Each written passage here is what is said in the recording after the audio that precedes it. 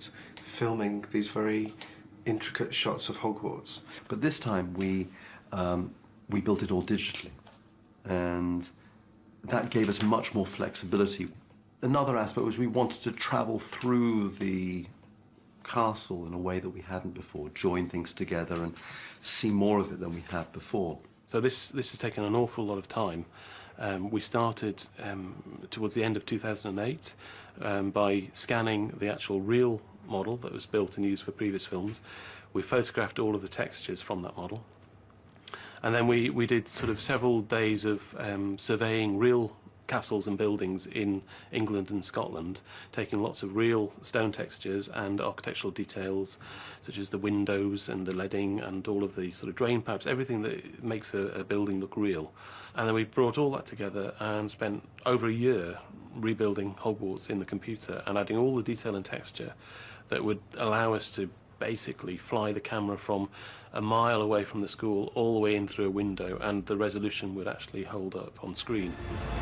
Once inside Hogwarts, the CGI model blends seamlessly with the sets we all know and love. A welcoming sight for our heroes after months on the run. When Harry, Ron and Hermione finally return to Hogwarts, it's the beginning of the end. But whereas in the past, their arrival back at school has always been greeted with a certain amount of ceremony on trains, strange creatures and automobiles, this time they have to sneak through a secret passage to avoid detection by the Death Eaters. Now, the good news is it's connected to a pub down that end. The bad news is I've got no idea how to get down. Hey, listen up, you lot. Brought you a surprise. Not more bad before it's cooking, I hope. Be surprised if we can digest it.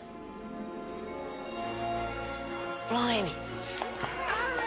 They find themselves here in the Room of Requirement, where Dumbledore's army, as you can see, have been camping out, waiting for Harry to lead them into battle against Voldemort and the Death Eaters.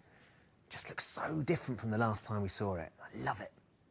It's kind of like the Lost Boys, you know, like there's like hammocks and sleeping bags everywhere and radios, and it's kind of like this secret gang, which is really cool. We meet up with Neville, who's kind of like heading the DA, Dumbledore's army, while Harry's been gone. Lightning has struck. I repeat, lightning has struck. What's the plan, Harry? And they all want to fight, so they all, obviously, you know, this is the moment they've been waiting for. Harry's returned, they're ready for action, they want to, you know, help with the cause.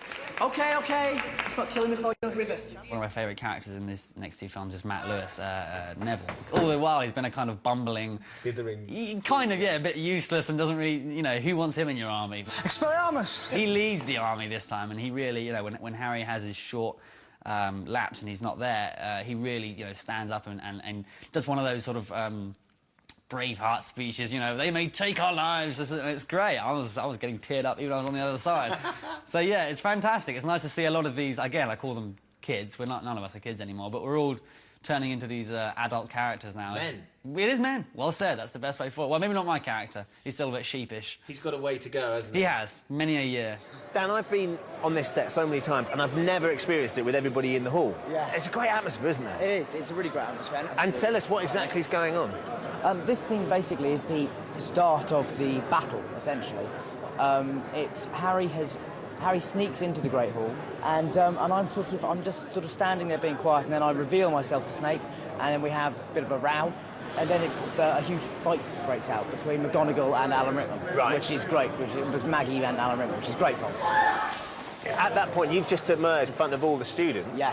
And they're all quite excited to see you because their hero has come back. Absolutely, it is the hero enters. It is that, it's, you know, and it should be a really exciting moment, especially because I've got some great action movie lines in this scene. Give me some. Which are, it seems because Snape has been kind of going on about how they have put exhaustive defensive strategies in place to stop Harry from coming in. So my line is, It seems, despite your exhaustive defensive strategies, you still have a bit of a security problem, Headmaster. turn round, doors open, cavalry comes in, turn back, and I'm afraid it's quite extensive. It's great, you know? You know, I won't be playing action heroes forever, and so you really have to enjoy it when you get those kind of Indiana Jones moment the lines. big blockbuster line. Right, why That's not? the line you're going to live by. Absolutely. But then we feel the air gets colder, and suddenly we feel, or I feel it first, the presence of Voldemort in the room. And then I hear Sian, who's playing Maisie, our young girl, scream. And I rush over to see where the scream's coming from, and then I find myself in the middle of the room. At this point, Voldemort is talking to all the students in their heads. Not actually in the room, but actually inside each individual student's head, giving this speech. Give me Harry Potter. I think the words he uses, no magical blood will be spilt if you give me Harry Potter. And so then the room sort of all looks around at me like, are we going to let you die? What are you waiting for?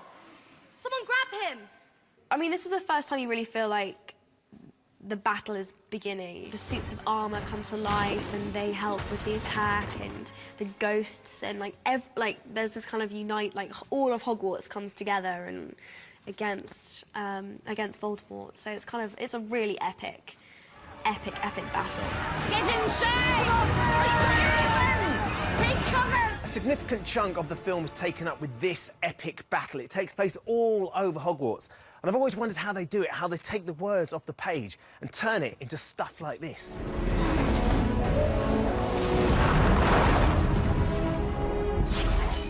One of the most complex things about the final battle, as we began to call it, was the scale of it.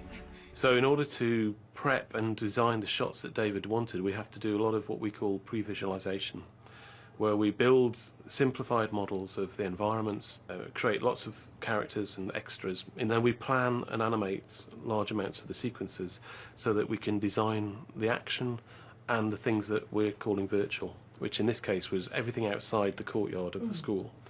So that included hundreds of Death Eaters, the giants, the spiders, the Dementors, the CG creatures. The process to pre-visualise such a large amount of work took over 9 months. It was nearly a year's worth of work with a small team of about 5 people. It looks extravagant because we're having to animate the whole sequence, but it's basically a really useful tool for everyone to understand what's going to happen and prep and plan and then shoot the necessary elements accordingly.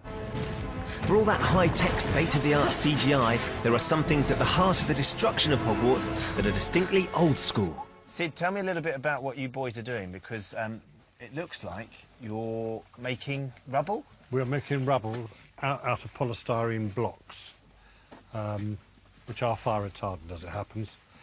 We start off with the process of getting the sand on the bed, sifting it to make sure it doesn't have any lumps and bumps in it, and then we bring our rock bag up here and we dip it into dipping latex. This is the latex you found here? This is dipping latex. And this bath here takes about the biggest size you possibly can get in a block. Each side's the drain tank, and when it's ready, as it were, drained off, then we bring it back to the bench and carefully coat it with sand. So, this looks like a great fun process, but why on earth are you doing it? Because if on the set itself, you wouldn't be able to move a ton of rocks just like that. But this way, a guy can move fill a bag up and he, in theory, has a ton of rocks. It took the rubble makers 3 months to make 400 tons of fake debris. Then it took 10 people 3 weeks to dress it into the set. I love destroying things. Is there a part of you that gets very satisfied when you think, right, we're going to take something? I mean, how do you go about dismantling this? Is it, I know you don't, this is all careful, but is someone actually got a mallet or a hammer at some point and smashed some of them down? It's not as easy. It's not as easy as that? Well, but because these walls are not solid walls, they're just skins. They're thin plaster skins. I mean, they're that thick. So if you do that, you just put a hole in it? Yeah, you just put a hole in it. The hammer would just go. So this isn't. So all this rubble. This is the. So this is lightweight and manufactured by our prop guys. This is what we've just seen. A little bit of the smaller stuff is real, as you can see, because it's cheaper to get real than. But the bigger stuff is that. The Slytherin sculpture, as you can see, is in there. And but this stuff, then, is all designed on the drawing board. These profiles, these broken profiles, are designed on the drawing board. And then the carpenters come in and cut them into those very precise shapes according to the drawing. So it's not just some old hammer and so on. So have I just picked up something that needs to go back exactly where Yes, please. Yes, the position is marked, yeah. The Great Hall was destroyed and rebuilt 3 times during filming. I'll never forget my first memory of being here, really, was walking through that Great Hall with everyone else before seeing the Sorting Hat, and it's very bizarre. So now still when you see windows smashed and things like that, you think, God, who's ruining our castle, sort of thing. Yeah, they have. They've wrecked the Great Hall. This set's been here for nearly 10 years. There's something quite satisfying. Does that sound really bad? Obviously, a destroyed Great Hall was stood in. I know. How are you feeling about it? I'm a little bit emotional. Emma said it was